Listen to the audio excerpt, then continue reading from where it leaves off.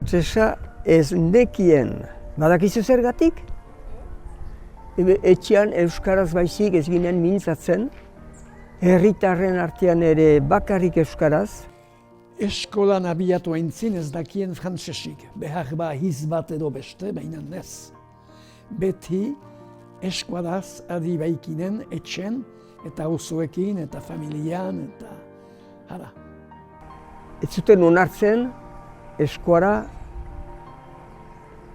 hitz egitea, bereziki eskolan.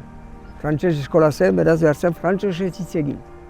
Nik katil naiz, baina eskolan Katerina nintzen, eta Katerina ni ez naiz Katerina, ni hundik ere. Helburua biztan da hori zela, debekatzea eskuara, frantsesa ikasginezan eta huda mintza bakarrik.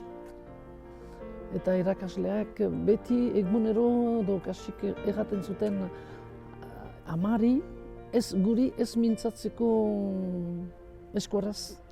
Orduko prefetak eta ministro eta erakaskuntzako arduradunek eta haiek bazakiten arrasongi hizkuntza eskuara bezalako hizkuntzak desagertarazi behar zirela. Horiek indarra galarazten zutela frantsesari eta frantziari. Frantses hezkuntza zerbitzuena. Eta eskuadaren kontrako joko hori deitzen zuten anti. Eta anti horrek ez du deusik egan nahi, ez bali mariozu zerbait emeiten ondotik. Anti-basko zen. Baina ez zuten aski kopetaik erreiteko anti-bask. Alor, anti erreiten zuten, eta egia egan, denek konprenitzen ginuen. Denetan irabazle ateratu da frantsesa. Eskolan goizean sartzean, norbait bazenetz eskuadaz mintzo, kasu egiten zuen erakasleak. Eta eskuadaz hitz bat errana zuenari, emeiten zioten delako anti-bask famatu da.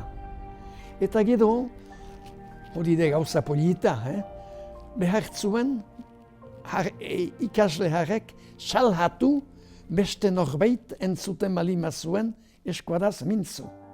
Eta ziortua zen, eskolatik ahatsaldeko bostakidian edo bateatzen ginen, eta orduan zigortua zen anti-bask da bere eskutan zuena. Eta aire hartzea bukatzean txotxaikin gelditzen zenak, behar zuen, badekizu zer, zigorra zer zen, behar zuen eman dezagun 20 aldiz, 50 aldiz, frantsesez idatzi.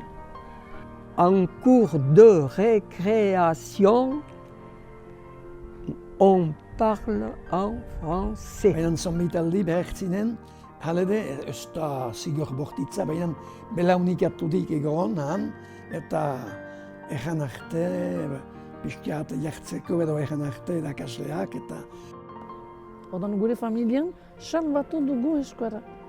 Denek mintzatzen dugu eskuara. Katea ez da utzi. Guk beti atxiki dugu eskuara halede.